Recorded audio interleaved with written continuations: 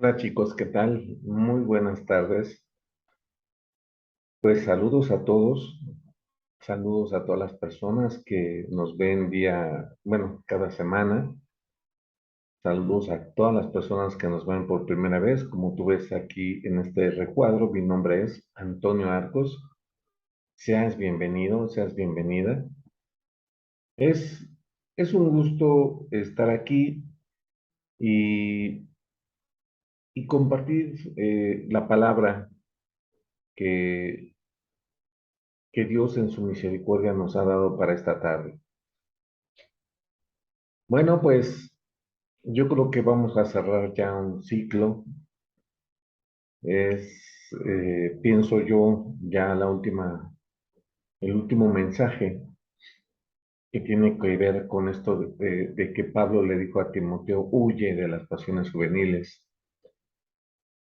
Vimos, hemos estado viendo que realmente esto de seguir a Dios sí tiene un precio.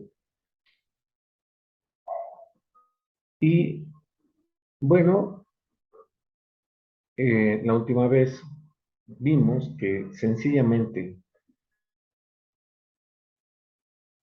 nos tenemos que atrever, nos tenemos que armar de valor y atrever a obedecer a Dios.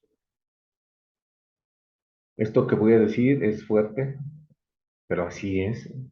Ya vimos textos. Dios no nos escondió esa parte, que tenemos que tener el valor de obedecerlo bajo cualquier circunstancia. Es, es de verdad eh, una historia que muchos cristianos se han escrito con sus vidas de obediencia a Dios.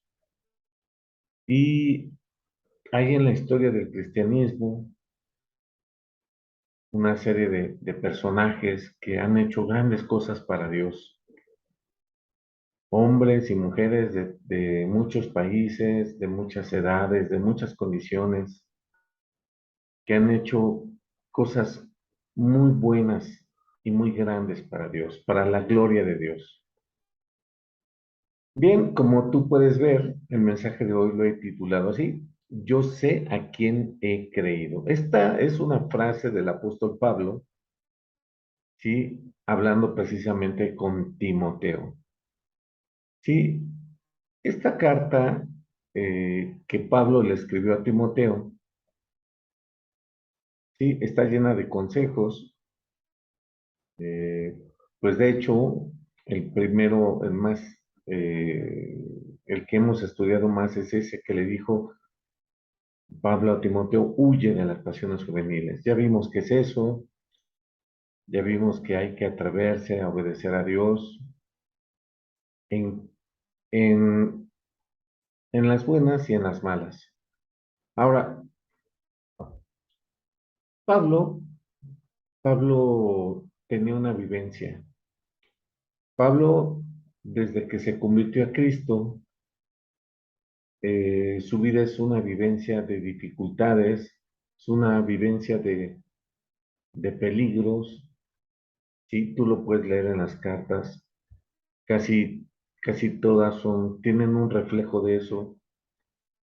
Él como apóstol, pues sufrió muchas cosas.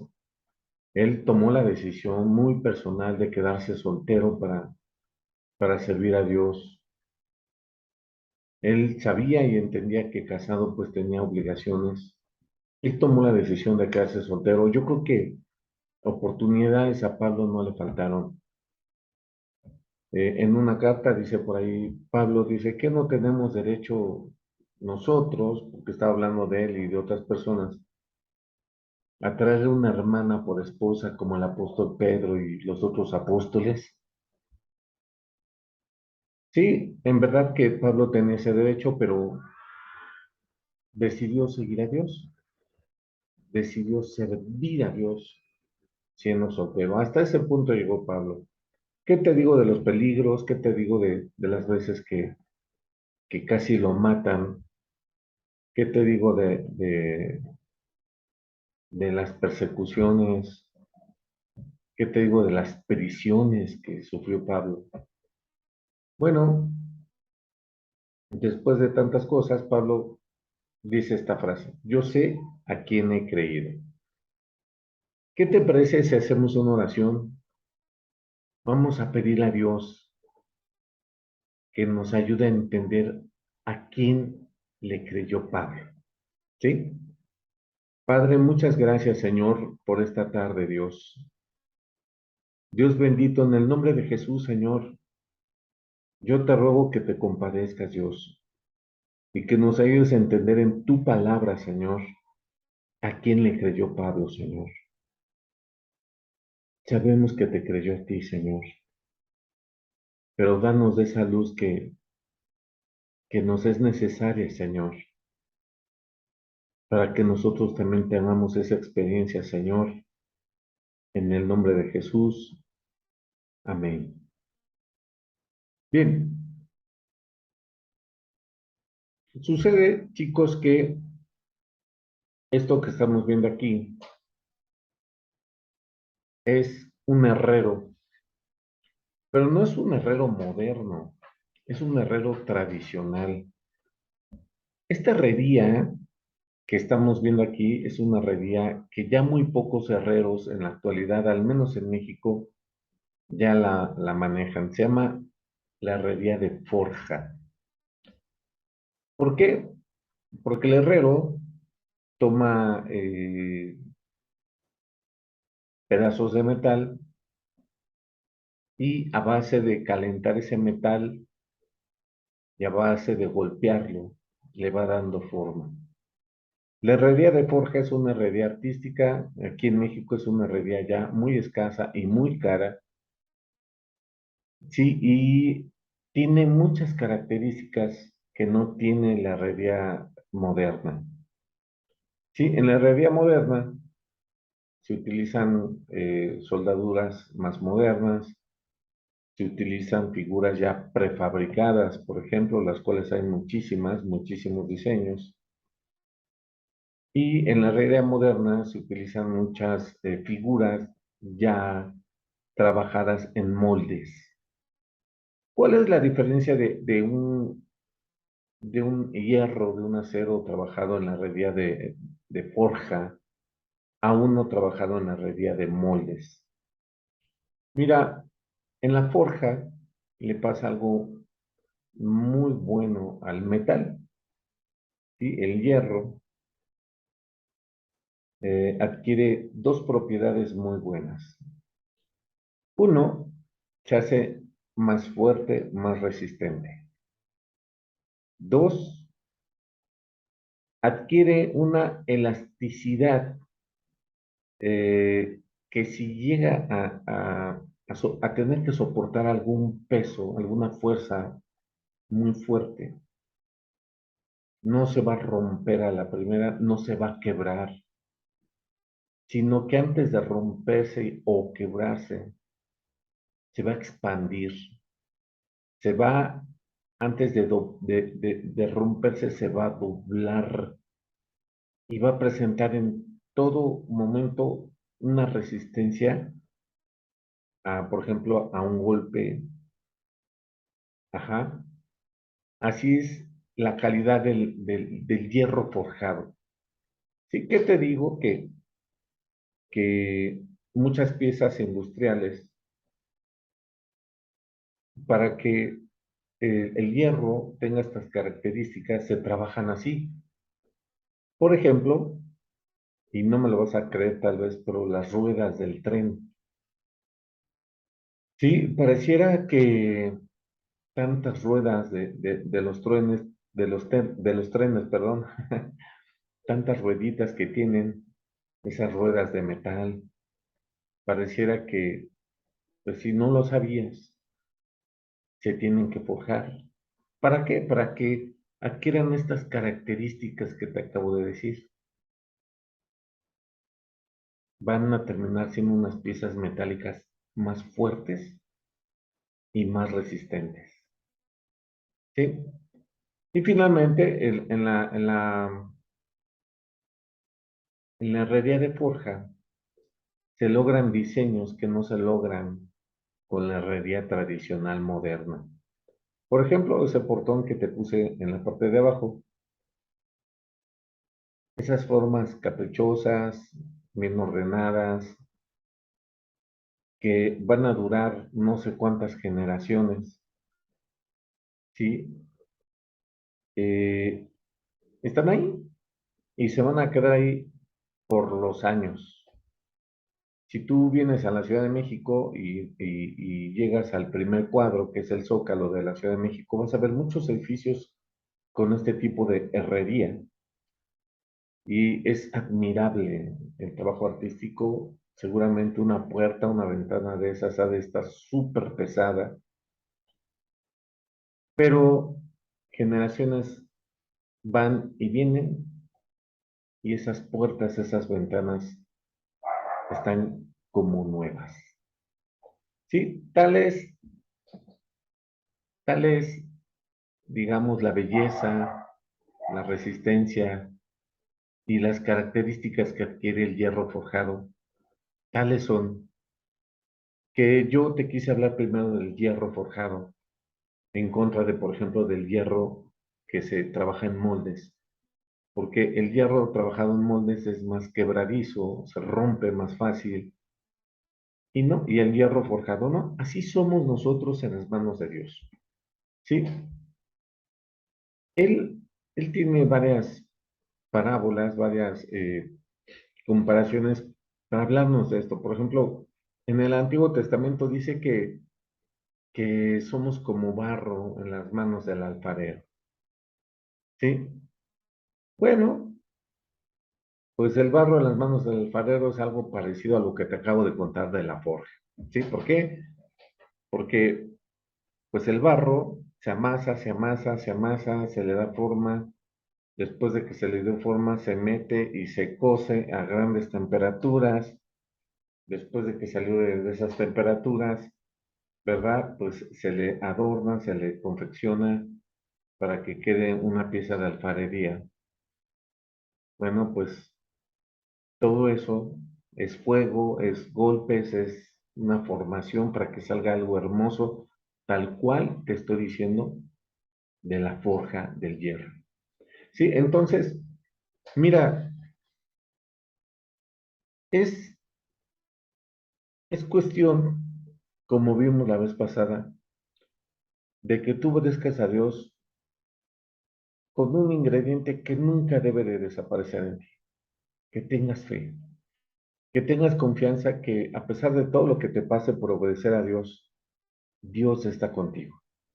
Dios va a estar de tu lado y hoy con la ayuda de Dios vamos a profundizar un poquito en esto de que Dios va a estar de tu lado. Mira, esta es una escena en la que, si tú quieres, la persona más alta es Pablo y la persona más bajita es Timoteo. Sucede que, que Pablo conoció a Timoteo siendo muy, muy joven. Timoteo creció, pero no creció mucho y empezó a servir a Dios. Pero Pablo le vio muchas características muy buenas y Timoteo era un joven predicador. Era un joven pastor y Pablo era un pastor, un apóstol ya muy experimentado.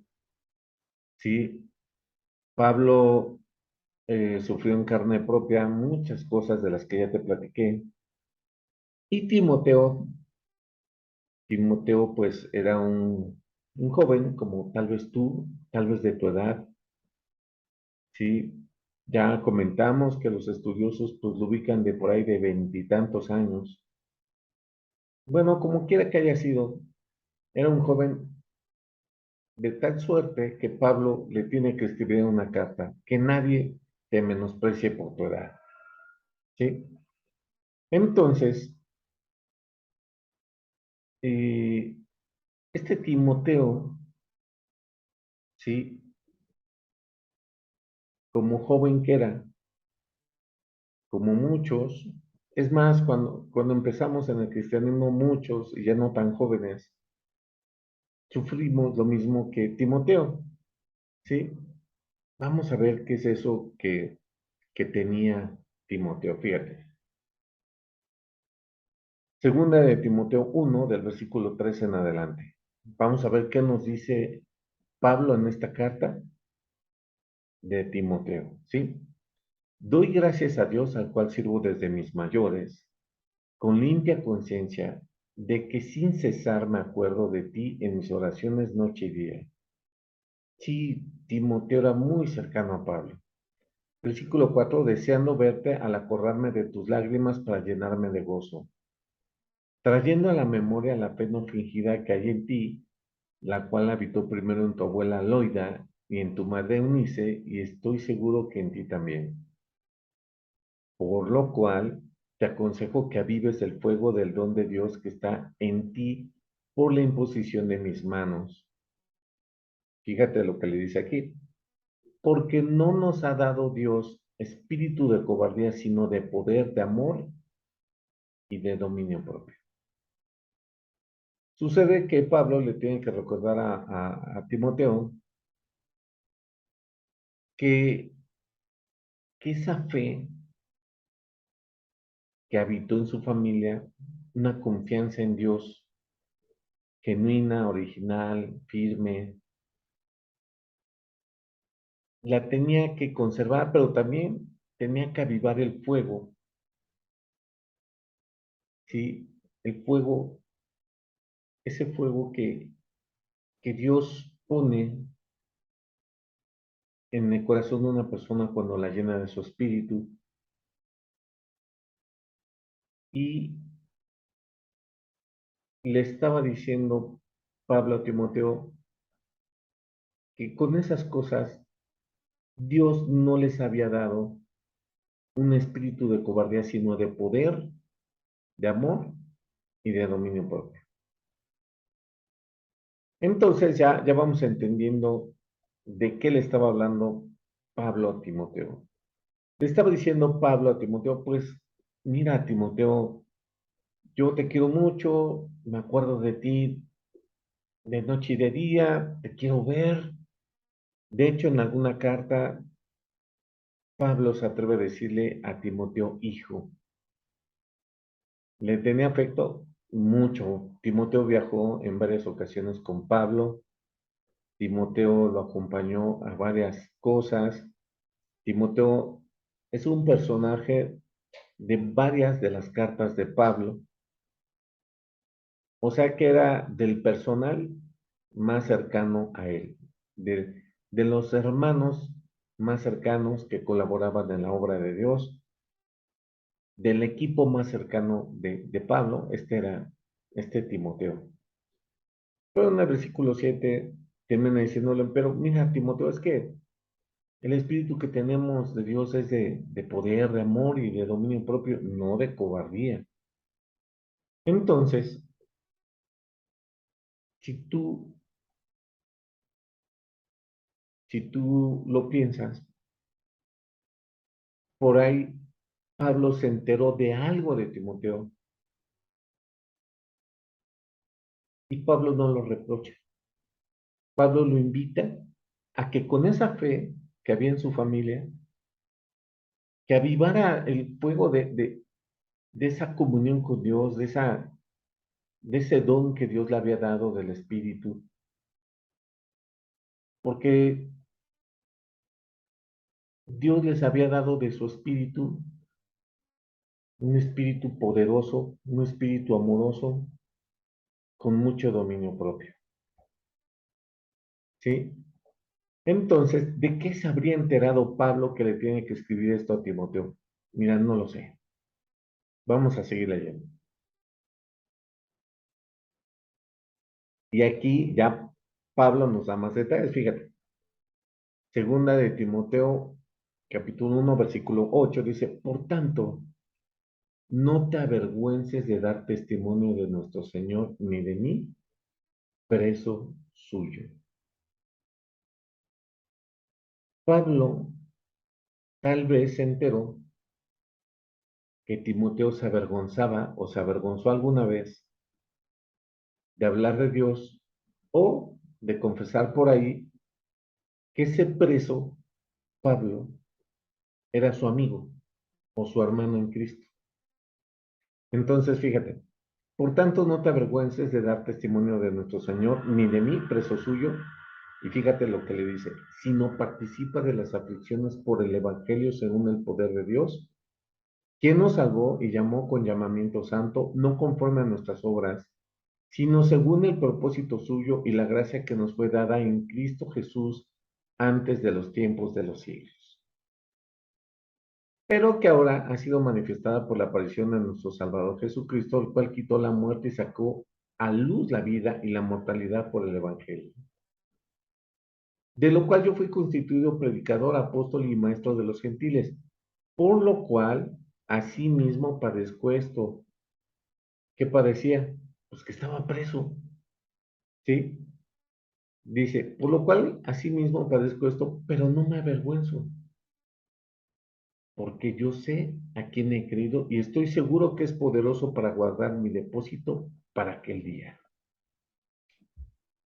Entonces, Pablo le empieza a decir a Timoteo, no te avergüences, y se pone de ejemplo el solito y dice, mira, no me avergüenzo y estoy en problemas, estoy en la cárcel, ¿sí? Precisamente por mi fe, por obedecer a Dios, por seguir predicando el Evangelio que dice aquí que saca a la luz la vida y la inmortalidad para los seres humanos, ¿sí? Tenía Pablo que recordarle la importancia, la trascendencia del mensaje del Evangelio a Timoteo. Era, era algo maravilloso lo que tenían en sus manos. Era el mensaje que necesitaban muchas personas, muchos matrimonios, muchos hombres y mujeres que estaban pensando tal vez en el suicidio, matrimonios que estaban pensando en el divorcio, eh, personas desoladas, amargadas. Y Pablo le estaba diciendo a Timoteo, mira, este mensaje saca a la luz la vida y la inmortalidad. El Evangelio, Timoteo, no te avergüences. ¿Sí? Entonces, esa cobardía combinada con avergonzarse, era algo a lo que Pablo le estaba diciendo a Timoteo, mira, no, no es por ahí. Dios te dio espíritu de poder y de dominio propio. Ahora, es cierto que ese espíritu lo tienen hoy las personas que Dios ya perdonó, y si tú lo estás buscando, ese es el espíritu que Dios te quiere dar a ti. Y de igual manera, ¿sí? Si nos lo aplicamos a nosotros, pues no nos avergonzaría decir que vamos a una iglesia, que leemos la Biblia, que buscamos de Dios, que, que si tenemos la oportunidad de platicarle a alguien del Evangelio, pues lo hagamos, que si Dios nos pone en el camino a alguien a quien predicarle, pues lo hagamos. Y todo eso nos va a traer algún problema algún día, por supuesto, ¿sí? Llega el momento, en el día, en la semana, que en la escuela, en la calle, con tus amigos, con tus primos, vas a tener que confrontar esta situación. Y entonces la vergüenza de decir que lees la Biblia, que vas a la iglesia, que ves este tipo de mensajes, la tienes que quitar.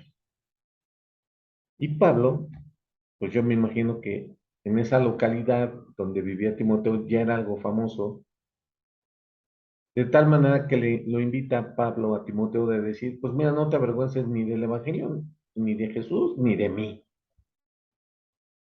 ¿sí? Tú puedes seguir predicando, Timoteo, puedes seguir hablando de Dios, Timoteo, y puedes decirle a la gente que yo soy tu hermano en Cristo. Mira, Estamos hablando en un contexto de persecución, estamos hablando en un contexto de que por ahí a un gobernante romano se le ocurrió echarle la culpa de cosas a los cristianos que no habían hecho, ¿sí? Ese gobernante romano, sabemos y entendemos los que leemos la Biblia que el diablo lo usó para tratar de acabar con la obra de Dios. Solo que no solo no acabó con ella, sino que se extendió y creció. Sí, porque fíjate que en la primera persecución de los cristianos que estaban en Jerusalén, sí, ahí por el libro de los Hechos, cuando los cristianos se esparcen por todo Israel y fuera del país de Israel hacia otros países, los cristianos, lejos de ser menguados, empiezan a crecer más porque los cristianos que habían corrido a otros países, pues empiezan a predicar ahí y entonces se empiezan a generar nuevas iglesias fuera de Israel. ¿Sí? Y este gobernante romano, que en la historia quiso perseguir a los cristianos, pues logró exactamente lo mismo. Se extendió más a otros países bajo el Imperio Romano. ¿Por qué es famoso el Imperio Romano en la arquitectura? Mira, sí, los diseños de sus estatuas, de sus dioses, de sus edificios y todo eso es algo en la historia pues notable, pero tenían una infraestructura de caminos, lo que hoy podrías decir que son las modernas autopistas, ¿sí? Y en esos caminos ellos invertían mucho dinero y tiempo y esfuerzo porque por ahí transitaban las mercancías, por ahí transitaban los tributos, por ahí transitaba el ejército romano. Pero ¿qué crees? Toda esa infraestructura la usó Dios porque por ahí transitaban los hermanos que iban a predicar a otros países. ¿Sí? Entonces todo es de Dios, todo es para Dios, todo lo creó Dios para sí mismo. Y quien se atreva a oponerse a Dios, solo va a encontrar que Dios se va a glorificar mucho más. Sí, esto ya nos va dando una pista de a quién le había creído Pablo. Bien, antes de continuar, quiero hacer un paréntesis y quiero leerte un pedacito de Juan, capítulo 14. ¿Por qué? Porque quiero que quede claro una cosa. Jesús y el Padre y el Espíritu Santo son una misma cosa. Dios Padre, Dios Hijo, Dios Espíritu Santo. Mira, fíjate. Juan 14, versículo 8. Felipe le dijo, Señor, muéstranos el Padre, perdón, y nos basta. Jesús le dijo, tanto tiempo hace que estoy con vosotros y no me has conocido, Felipe. ¿Quién le contestó? ¿Jesús o el Padre? Fíjate. Felipe le dijo, Señor, ¿a quién le dijo Señor? Pues a Jesús, ¿no? Estaba con Jesús. Dice, muéstranos el Padre y nos basta. Jesús le dijo, tanto tiempo hace que estoy con vosotros y no me has conocido, Felipe. El que me ha visto a mí, ha visto al Padre. ¿Cómo pues dices tú, muéstranos el Padre? ¿No crees que yo soy en el Padre y el Padre en mí? Las palabras que yo os hablo no las hablo por mi propia cuenta, sino que el Padre que mora en mí, Él hace las obras. Creedme que yo soy en el Padre y el Padre en mí, de otra manera, créanme por las mismas obras. Entonces el Padre y Jesús son lo mismo, es Dios y fíjate lo que dice el versículo 12, dice, de cierto os digo, el que ni cree, las obras que yo hago, él las hará también y aún mayores hará, porque yo voy al Padre y todo lo que pidiereis al Padre en mi nombre lo haré para que el Padre sea glorificado en el Hijo. Si algo pidiereis en mi nombre, yo lo haré. Ahora, el cristianismo tiene ya más de 2000 años. ¿Cómo es que Jesús hace las cosas? Por el Espíritu. Ese Espíritu que Pablo le dijo a Timoteo, ese espíritu de poder, de amor y de dominio propio, Timoteo. ¿Sí? ¿Cómo es que el Padre moraba en Jesús? Por el Espíritu. ¿Cómo es que desde hacía tanto tiempo que estaba el Padre delante de Felipe y no lo conocía? Por el Espíritu. ¿Sí? Es muy interesante, eh, pero no es nada, digamos, que no pase todos los días aquí, en la tierra. Fíjate, si tú y yo somos espíritu, alma y cuerpo, ahorita ves mi cuerpo, ves mi cara, aquí adentro está mi espíritu, mi alma y gracias a Dios también el espíritu de Dios. ¿Sí? Porque ya vimos en otra enseñanza que este cuerpo es el templo del Dios viviente. ¿Sí? Y entonces el Padre, el Hijo y el Espíritu son lo mismo. Bueno, cierro el paréntesis porque te quiero platicar en quién creyó Pablo.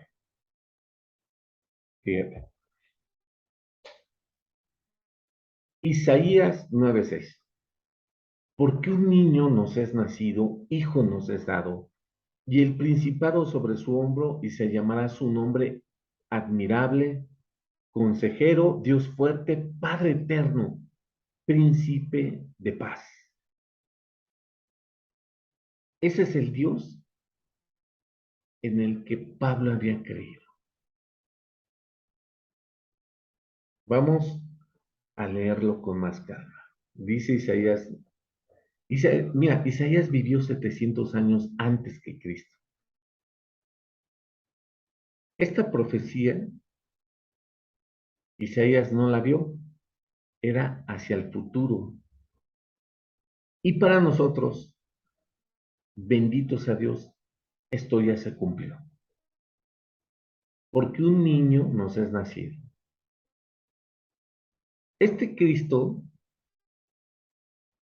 dice el Nuevo Testamento, no le importó ser igual a Dios como a cosa que aferrarse, sino que despojándose, se hizo hombre y estando en la condición de hombre, se humilló a sí mismo haciéndose obediente hasta la muerte y muerte de cruz.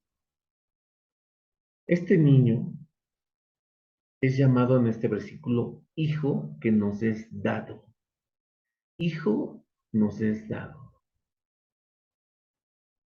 ¿El hijo de María? Sí, pero el hijo de Dios, el unigénito de Dios, se nos dio a la humanidad.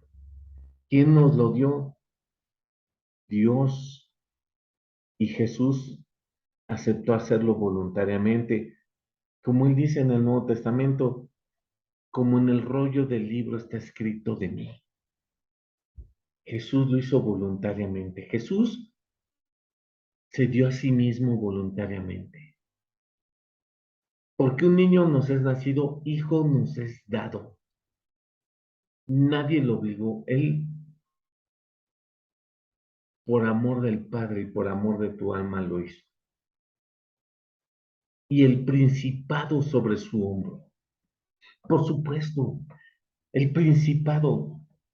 Mira, el libro del Apocalipsis nos habla de ese Cristo glorificado que tiene diademas, que tiene ojos como de fuego, que tiene en el muslo escrito quién es Él, y entonces el principado sobre su hombro es una señal de autoridad, es una señal de ser Él el príncipe. ¿Y quién es el príncipe? Es el hijo del rey. ¿Y quién? Y esa señal de autoridad es celestial, así como aquí en la tierra, ¿verdad? Por ejemplo, los militares traen aquí en el hombro, traen escudos con su grado, ¿sí? Una rayita es tal, dos rayitas es tal, tres rayitas así, y dejamos las rayitas y ponemos una más gruesa y ya es otro grado, y luego las estrellas en sus gorros ya son grados más superiores, y en fin, bueno, esta autoridad Dios se la dio a Cristo, esta autoridad, el principado sobre su hombro. El Hijo de Dios tiene autoridad. ¿Qué autoridad tiene? Toda la autoridad. Tiene toda la autoridad. Toda. Él juzga. Él decide quién conoce la palabra de Dios. Como está escrito, que aquel a quien el Hijo quiera. Como está escrito, no depende del que quiere ni del que corre. Como está escrito, si no depende del que quiere ni del que corre, sino del que Dios tiene misericordia. ¿Y quién es Dios? Ya lo vimos, es Cristo también. Entonces, ¿tiene autoridad? Por supuesto que la tiene. Sí, tú recordarás la parábola en la que dos hermanos estaban peleando y uno le dice, maestro, dile a mi hermano que me dé de la herencia. Y Jesús le refiere esa parábola donde un hombre hace muchas riquezas y quiere almacenar y quiere construir y llega Dios y le dice, necio, esta noche te vienen a pedir la vida y todo esto de quién va a ser. ¿Quién tiene nuestra vida en sus manos? ¿Quién tiene la hora de nuestra muerte en sus manos? Dios, que tiene toda la autoridad. Tiene toda la autoridad para quitar y poner reyes. Tiene toda la autoridad para mandarle a la naturaleza que haya un temblor o un terremoto. Tiene toda la autoridad de acallar el viento, de acallar el mar embravecido. Tiene toda la autoridad para que un enfermo de cáncer terminal sane. Tiene toda la autoridad para hacer misericordia con el quien él quiera tener misericordia. Tiene toda la autoridad sobre cualquier presidente, sobre cualquier dueño de cualquier empresa, por muy poderoso que sea. Tiene toda la autoridad para disponer de los bienes, para disponer de recursos naturales. Tiene toda la autoridad. Y dice aquí, y se llamará su nombre. El nombre de Cristo contiene estos ingredientes, jóvenes. Admirable. O sea, que se llamará su nombre. ¿Sí? Cristo es un nombre admirable. Es, es este Dios que se despojó del cielo, de las alabanzas, que vino a sabiendas que lo iban a menospreciar, a sabiendas de que la mayor parte de la gente no iba a recibir su mensaje, a sabiendas que muchos a quienes él había ayudado le iban a fallar, lo iban a traicionar. Este hombre, porque Dios, Cristo es verdadero Dios y verdadero hombre, este, este Dios encarnado en la persona de Cristo, ¿verdad? Una vez los fariseos, los sacerdotes mandaron a los alguaciles a arrestar a Cristo. Los alguaciles es como la policía moderna. Los mandaron a arrestar a Cristo y Cristo dio un discurso y estos hombres no lo arrestan, sino que se regresan con los fariseos Y le dicen los fariseos a los alguaciles, ¿cómo no trajeron a aquel hombre? ¿Y qué crees que le contestaron los alguaciles? Nadie nunca ha hablado como este hombre. ¿Te imaginas la escena? Cristo predicando, llegan estos hombres con la orden de arrestarlo y se quedan con los ojos cuadrados, no lo arrestaron. En otra ocasión, ¿verdad? Llegaron los fariseos y ahí le quisieron poner trampas y los saduceos y los herodianos y le hacían preguntas difíciles para comprometerlo y entonces lo querían comprometer para que infringiera las leyes romanas y lo arrestaran los romanos y si fuera posible que lo mataran. Sí, y por ahí públicamente le preguntan, maestro, ¿nos es lícito dar tributo al César? Y sabiendo Jesús la malicia y la maldad de ellos, les dice, a ver, muéstrenme la moneda. Y se la muestran y les dice Jesús, a ver, ¿de quién es esta imagen? No, pues esta imagen es del César. Los fariseos, sus enemigos, los herodianos, querían que Cristo dijera que no era lícito darle tributo al César, darle tributo para que lo arrestasen, para que lo metieran a la cárcel, para que lo castigaran. Y entonces cuando llegan y lo tientan con esa pregunta, les dice Jesús, a ver, denme la moneda. Y se la dan y les dice Jesús, ¿de quién es esta imagen? ¿Sí? Las monedas hasta el día de hoy tienen imágenes. Y le dicen, de César. Y Cristo les responde con esa sabiduría divina, pues dad a César lo que es de César y a Dios lo que es de Dios. Como diciendo, pues denle al César este tributo y a Dios denle obediencia. Y los dejó callados a sus enemigos. Y esto lo hizo varias veces. Admirable. En otra ocasión, sus enemigos querían hacerlo condenar a muerte a una mujer que había sido sorprendida en el acto mismo del adulterio. ¿Por qué? Porque la ley de Moisés dice que hay que asesinar a los adúlteros, ¿sí? ¿Cómo? Lapidándolos, o sea, aventándoles piedras, ¿sí? Y entonces, lo que querían ellos era una ocasión para acusar a Cristo delante de las autoridades romanas, para que lo castigasen y aún lo matasen, ¿sí? Y entonces llegan todos con aquella mujer y, Señor, esta mujer la acabamos de sorprender en el mismo acto del adulterio.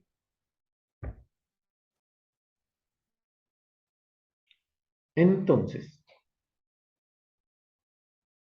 Cristo se hace el que no los oye y los sorprende con una pregunta sorpresiva. Quien esté libre de culpa, arroje sobre ella la primera piedra. Apeló a su conciencia y todos estos hombres callaron y uno a uno, dice la palabra, fue dejando a esa mujer hasta que ella y Cristo quedaron solos. Y entonces Jesús le dice a la mujer, ¿qué pasó? ¿Nadie te condenó? O sea, ¿nadie te apedreó? Y la mujer le dice, no, nadie, Señor. Y este Dios admirable, este hombre sabio, cual no hay dos, ni habrá más, le dice, ni yo te condeno, vete y no peques más. Así es de admirable, ¿sí? Hizo proezas, hizo milagros, resucitó muertos, caminó sobre el agua. Este Dios misericordiosísimo, tan bueno, que vino a hacerse hombre, que vino a pasar hambres, fríos, con tal de enseñarnos con su ejemplo que podemos obedecer a Dios.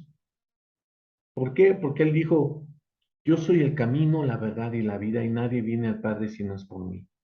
Yo soy, en otras palabras, el ejemplo. Como yo hago, ustedes hagan. Y entonces, por haberlo hecho Él en todo, se ha ganado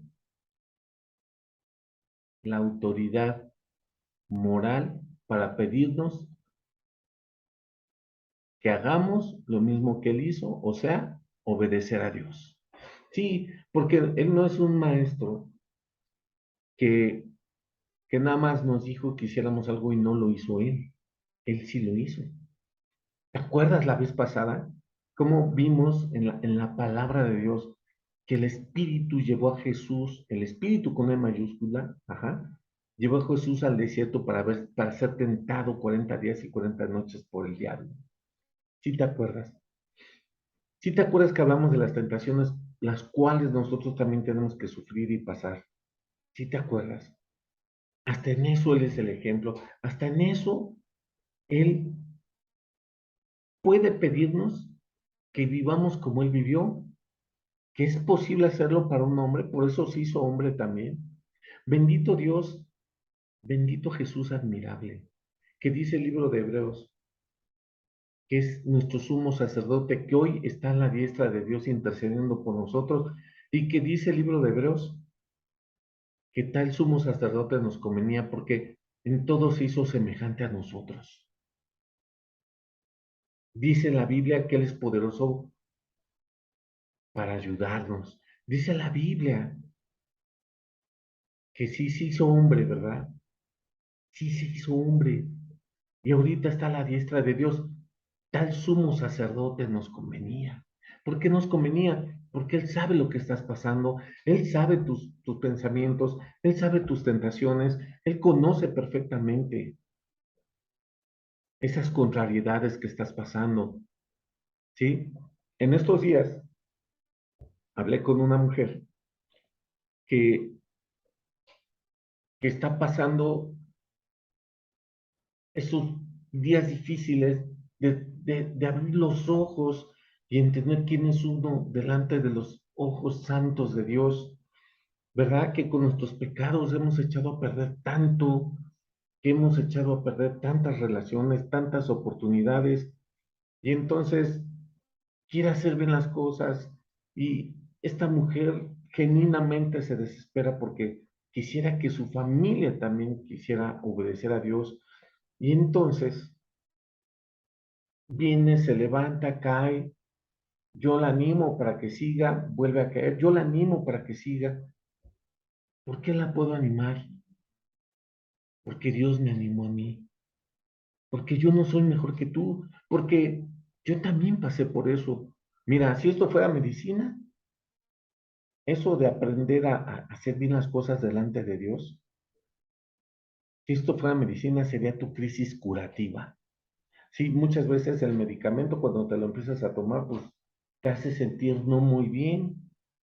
¿Y qué te dicen algunos médicos? Es la crisis curativa, es ahorita empieza a hacer efecto, pero en tantos días ya te vas a sentir mejor y luego te vas a sentir perfectamente bien.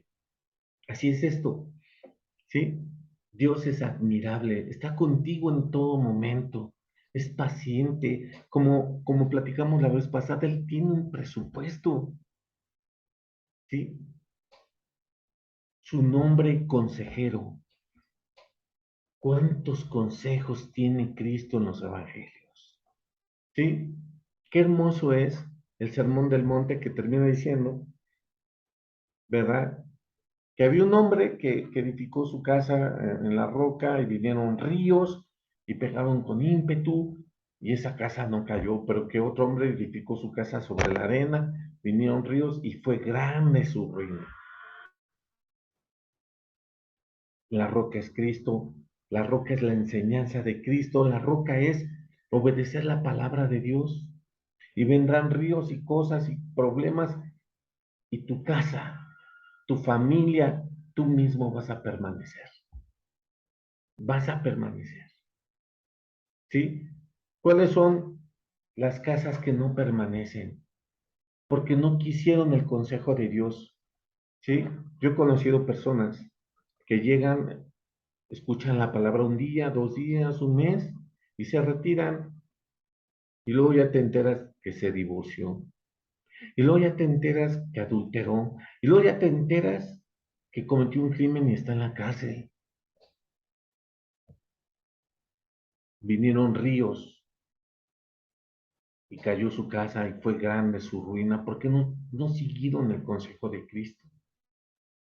¿Cuál es el consejo de Cristo? Lo puedes leer en toda la Biblia. Si Él es Dios, toda la Biblia es el consejo de Cristo.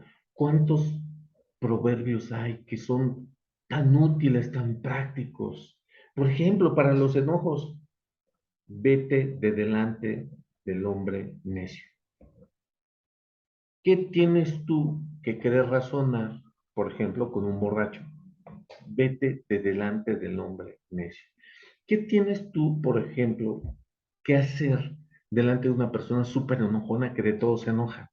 Vete de delante de él, ¿sí? No que seas grosero, pero hay que ser prácticos. Y si dice Dios que vete de delante de una persona así, pues vete, vete, síguele el consejo a Dios. Mira, en una ocasión, eh, yo me encontré una amiga de tiempo atrás y sucede que ella tenía que pasar por donde yo trabajaba y me dice, ay, ¿sabes qué, Toño? Fíjate que tengo un problema con mi jefa, es una persona así, así, ya no la soporto, y luego yo le contesto y nos hacemos de palabras. Le digo, no, no, no, mira, contéstale así. Yo tenía en mi cabeza un versículo, ajá, que dice la Biblia, dice Dios que es consejero, dice que la respuesta blanda quita la ira. Yo le dije, no el versículo, pero le dije lo que tenía que hacer igualito. Y ya se fue. Pasaron 2 días y me la encuentro y estaba, cuando me ve, llega bien contenta. Ay, hola, Toño, ¿qué crees? Hice lo que me dijiste y qué cambiazo. Y le dije, pues mira, dale las gracias a Dios porque yo te di un versículo de la Biblia y tú lo pusiste por obra. Consejero, admirable. Bueno, sucede que este Dios es un Dios fuerte. No, pero no es que sea fuerte, es poderosísimo. Es el más fuerte. No hay nadie más fuerte que Dios, ¿sí? No hay nadie ni nada más fuerte que Dios. Dios tiene todo el poder. Dios es el único que puede decir que es todopoderoso. Este Dios, ¿sí? Platicando yo con una mujer que estaba queriendo recibir un consejo de parte de Dios, pues yo platicaba con ella y ya se termina la reunión, platicamos un ratito y se iba. Y el siguiente domingo platicábamos otro rato porque tenía un genuino interés por conocer la palabra, ¿sí? Y usaba sus lentes y platicábamos, una mujer joven, una señora joven, y así, ¿no? Y un día llega y empieza a platicar conmigo y pues estábamos platicando, todo muy bien. Y le digo, oye, ¿y tus lentes? Pues yo estaba esperando a que me dijera, no, pues me traigo puesto mis pupilentes o algo así, ¿no? Dice, ay, no, ¿qué crees, Toño? Estábamos en las alabanzas el domingo pasado y empecé a ver borroso. Y entonces dije, ¿qué pasa? Me quité los lentes y ya veía todo bien. Y empecé a leer mi Biblia, así, las letras más chiquitas y las veía bien, de lejos veía bien, ya todo lo veía bien. Ya no uso lentes, Toño. Dios fuerte. No hay nadie que se lo ponga. Hay un hermano que Dios le encargó visitar enfermos una buena temporada. Y este hermano pisó cuantos hospitales del gobierno en la Ciudad de México y en el Estado de México, hospitales de todas las dependencias públicas aquí en México, pues pisó muchos hospitales del Seguro Social, pisó muchos hospitales del gobierno de la Ciudad de México y del gobierno del Estado de México, y, y Este hermano conocía bien un hospital muy grande. De hecho, en mi opinión, es el mejor hospital de todo el país, que es el Hospital Central Militar. Sí, en el Hospital Central Militar, pues hay militares, están armados, las reglas son militares, eh, pues en ese hospital hay muchos familiares de muchos militares, pero también hay muchos militares hospitalizados, ajá, militares de todos los rangos, y entonces este hermano iba muy seguido porque había un hermano que estaba muy enfermo y él lo llevaba y lo llevaba muy seguido y este hermano conoció bien el hospital es enorme, es, es gigante, está muy bonito, los militares lo tienen bien cuidadito, bien limpiecito, está muy, muy bien ese hospital. Bueno, entonces, por ahí se enteró un hermano que el hermano que conocía muchos hospitales estaba una tarde libre y este hermano tenía un conocido al que quería que se le predicase y este conocido era militar y estaba hospitalizado. Y precisamente quería que se le predicase porque estaba hospitalizado y no se fuera a morir ese señor sin conocer la palabra. Y entonces, este hermano no tenía el teléfono del hermano que iba tan seguido al hospital.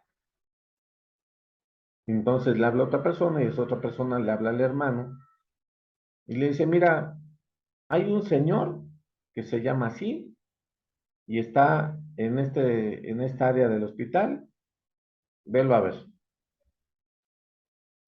El hermano, que conocía bien el hospital, dijo, ¿cómo lo voy a ver si nada más me diste el nombre y el primer apellido y no me diste la cama, o sea, el número de la cama? Y el área en donde tú dices que está se divide en dos y aparte, ¿verdad? Están separadas por un piso. ¿Cómo? Y entonces este hermano confió en ese Dios fuerte. Yo voy. Fue y más tardó en ir que en llegar a la cama donde estaba este hombre enfermo.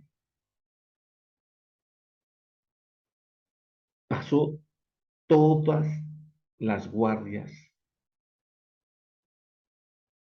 Fue tan fácil. Este Dios fuerte le abrió todas las puertas. Este hermano se sintió como Pedro aquel día que estaba preso, que se le cayeron las cadenas de las manos y las puertas de la cárcel, ¡paz!, abrieron solas. Y enfrente de las narices de todos los guardias se salió, caminando tranquilamente. Así este hermano entró, como decimos aquí en México, así como cuchillito en manteca, así.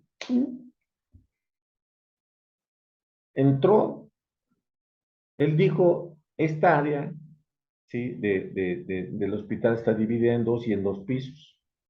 Decidió ir a una primero, llegó, se fijó en el directorio de los enfermos que tienen las enfermeras ahí en sus libretas, y ahí estaba, y ya supo la cama, y fue, y llegó, y lo conoció. Señor, vengo, eh, me manda el señor fulano, pero ¿sabe qué? Vengo de parte de Dios a pedirle que se arrepienta. Dios fuerte, este Dios fuerte, ¿sí? Conozco a un hermano que estaba sirviendo a Dios y aquí en México es algo ridículo, pero si tienes una camioneta para cargar cosas, tienes que sacar permiso para cargar cosas. Digo, es ridículo porque pues es un vehículo para cargar, para eso están hechos, ¿no? Pero bueno, es motivo suficiente como para que te pare una patrulla de tránsito y te pida el permiso y si no lo tienes te pongan una multa. Bueno, este hermano traía una camioneta cargada, estaba haciendo un servicio a Dios, estaba haciendo una obra de misericordia para personas necesitadas. Yo conozco a ese hermano. Y entonces iba manejando, la llevaba cargada y llevaba algunos ayudantes ahí para cargar todo lo que llevaban ahí. para esta obra de misericordia. Y entonces llega una patrulla por atrás y oríllese, y el hermano se quedó así, híjole, pues no tengo para pagar la multa, porque si el policía le iba a pedir soborno, el hermano menos le iba a dar soborno, ¿no? Entonces llega el policía, le dice, a ver, sus papeles, y el hermano agarra sus papeles y se los da, y el policía dice, sígame, nos vamos ya al corralón. O sea, el hermano así como diciendo, Dios, pues, y en eso se sube, y la patrulla estaba enfrente de la camioneta y nada más vio el hermano cómo empiezan las torretas hacia girar. Las prendieron ahí los policías. Se baja el policía, camina hacia la camioneta y le dice, aquí están sus papeles, váyase. Se regresa casi corriendo a la patrulla, cierra y en las torretas así de su patrulla y empieza la sirena. Y ¡fum! Se va. Dios fuerte. Dios fuerte. ¿Sí? Lo llamaron de emergencia al patrullero y este hombre sirviendo a Dios no tuvo molestia alguna más. ¿Sí? Es un Dios fuerte. Es un Dios que no se le opone nada ni nadie. Es un Dios que te guarda de todo mal. Es un Dios al que el diablo le tiene que pedir permiso para actuar. Tú lo puedes constatar en el libro, ¿verdad? De Job. El libro de Job es hermoso porque empieza con ese diálogo entre Dios y el diablo. Y vas a ver cómo el diablo tiene que tener permiso para tocar a una persona. Dios fuerte, no hay nadie encima de él, no hay nadie adelante de él, no hay nadie más fuerte que él. Dios fuerte. Este Dios es, en su nombre es Padre eterno, un papá, un papá con todas sus funciones. Dice la Biblia que Dios nos castiga como Padre amoroso al Hijo que ama. ¿Sí? ¿Cómo te castiga Dios cuando tú llegas a su presencia? Cuando Dios te empieza a señalar cada uno de tus pecados, cuando Dios te empieza a hacer que te reflejes en el espejo de su palabra y te veas tan mal como Él te ve, viene el primer castigo. Dice la Biblia que Él crea la llaga, pero que Él la sana. ¿Cuál llaga? Pues de hacerte ver y hacerte darte cuenta de lo mal que has estado sin Él. Este Padre eterno tiene todas las funciones, ¿sí? Te ha provisto, ¿sí? A mí, en un momento de desesperación y de desempleo, me dio un trabajo sin conocerlo. Me ha provisto, aún antes de conocerlo, me ha provisto, ¿sí? Te provee, te procura, te atiende. Este papá, este Padre eterno, las 24 horas del día está dispuesto a escucharte si tú le quieres hablar. Este Padre eterno tiene cuidado de ti, te cuida, te guarda y aparte se toma el trabajo de enseñarte cosas. Y aparte se toma el trabajo, ¿verdad? De ayudarte a madurar, de ayudarte a crecer, porque es un Padre completo y aparte es eterno. Si tú quieres ser su hijo y te mantienes Él para siempre en el cielo, va a ser tu Padre. Padre eterno, príncipe de paz. Este Jesús, cuando iba a nacer en, en la ciudad donde nació, ¿verdad? Allí en Belén, dice el Evangelio de Lucas que había unos pastores que vieron la estrella,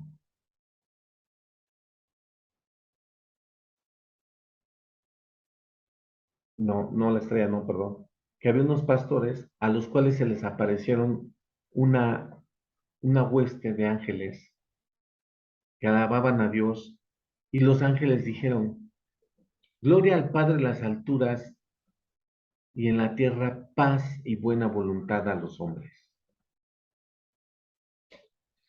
Eso de que en la tierra paz y buena voluntad es en la persona de Cristo. ¿Por qué paz? Porque con los pecados, tú lo puedes leer en el Antiguo Testamento, el pueblo de los judíos se le volvió enemigo a Dios por sus pecados nada más.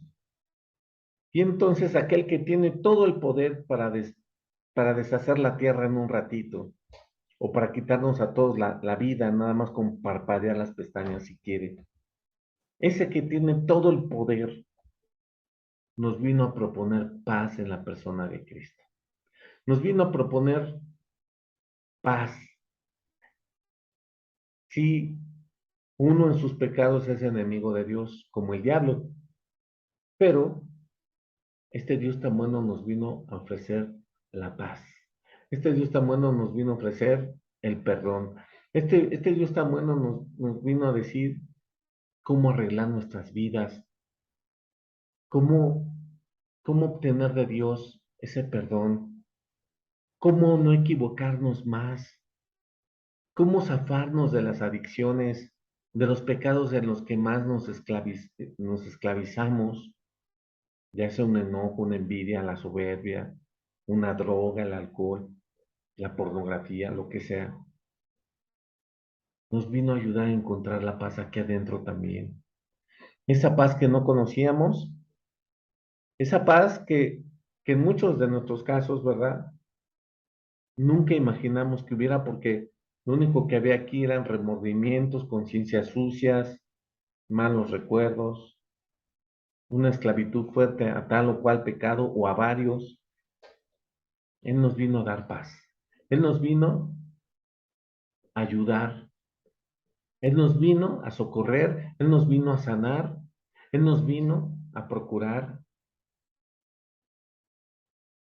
Ese Dios que tiene todo el poder para barrer a toda la humanidad, nos vino a ofrecer no guerra, sino la paz en la persona de Cristo. En ese niño que fue nacido, ese hijo que nos fue dado, que tiene toda la autoridad, que es admirable, que es consejero, que es un Dios poderosísimo, que aparte es nuestro Padre, príncipe de paz. Bueno, pues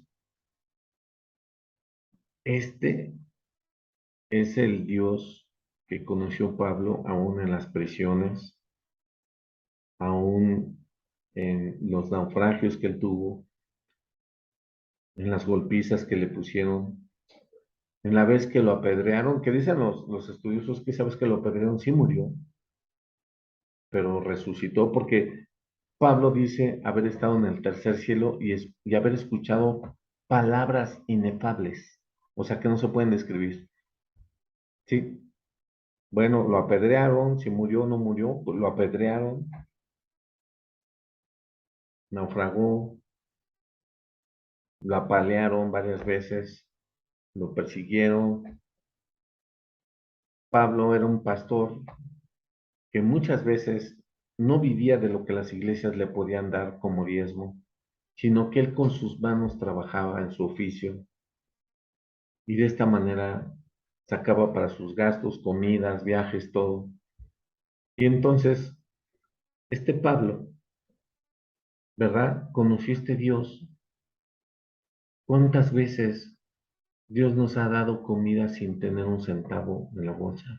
¿Cuántas veces Dios nos ha mandado el medicamento que necesitábamos a través de alguna situación? ¿Cuántas veces Dios te dio un trabajo cuando más lo necesitabas. ¿Cuántas veces Dios te salvó en un accidente de manera milagrosa? Dios fuerte, Padre eterno, príncipe de paz. Este es el Dios de Pablo. Este es el Dios por el cual Pablo dijo, yo sé a quién he creído. Y con estas palabras, Pablo estaba invitando a Timoteo a que se atreviese a ya no avergonzarse, a hablar de la palabra, a confesar que buscaba a Dios, a confesar que Pablo era su amigo, su hermano en Cristo. Y fíjate lo que pasó. Dice la palabra en Hebreos 13:23.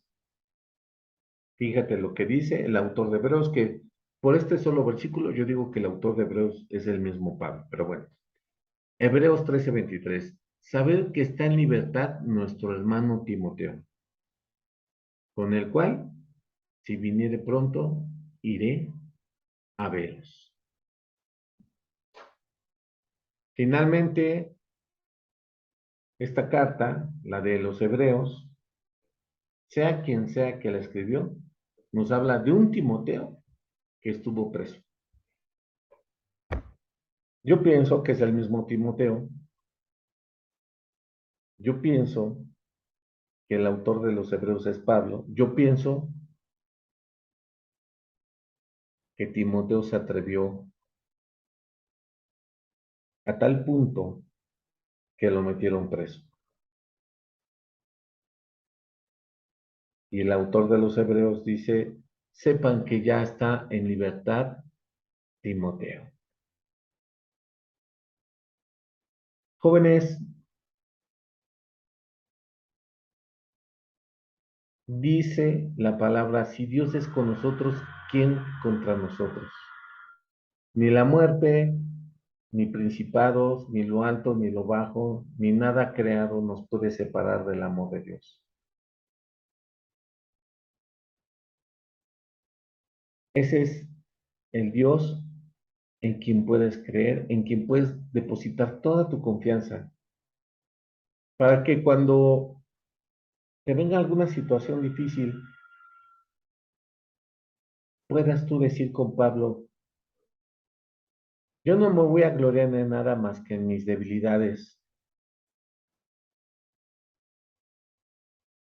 para que en mí se perfeccione el poder de Dios. Así decía Pablo. Jóvenes, este es el Dios en el que Pablo confiaba y confía, porque Pablo está vivo en el cielo, vive para siempre delante de Dios. Su Padre eterno ya lo recibió en el cielo. Al joven Timoteo también, después de que se avergonzaba y se acobardaba, se atrevió a estar preso. ¿Qué habrá hecho? No lo sé, pero lo mínimo indispensable para que lo metieran a la cárcel, eso fue lo que hizo. Seguramente por obedecer a Dios,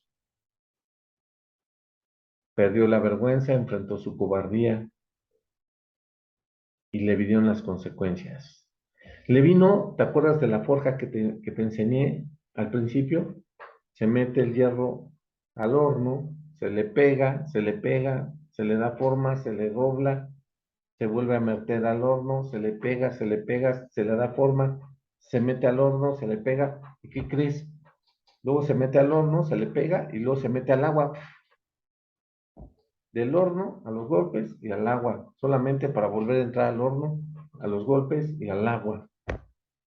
Y entonces es como ese hierro va tomando esa constitución de fuerza, de firmeza, de elasticidad, y en las manos de un artesano experto forjador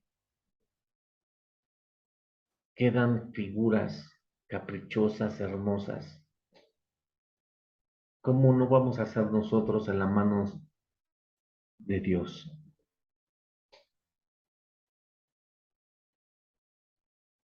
Yo creo que efectivamente Dios tiene mucho que enseñarnos a todos, a ti, a mí. Confiemos en ese Dios poderoso. Confiemos en ese Dios tan bueno. Confiemos en Dios siempre. Cuando nos vaya bien, cuando no nos vaya bien. Recordemos quién es Él cuando nos esté yendo mal. En medio de las dificultades económicas, de salud, de los problemas con la familia, y si tienes todas juntas, hay que recordar quién es Dios. Es bueno, poderoso, Padre eterno, príncipe de paz. Jesús es su nombre. Jóvenes, les mando un abrazo y los invito a seguir buscando a ese Dios tan bueno. Que tengan buena noche. Que Dios los bendiga. Hasta luego.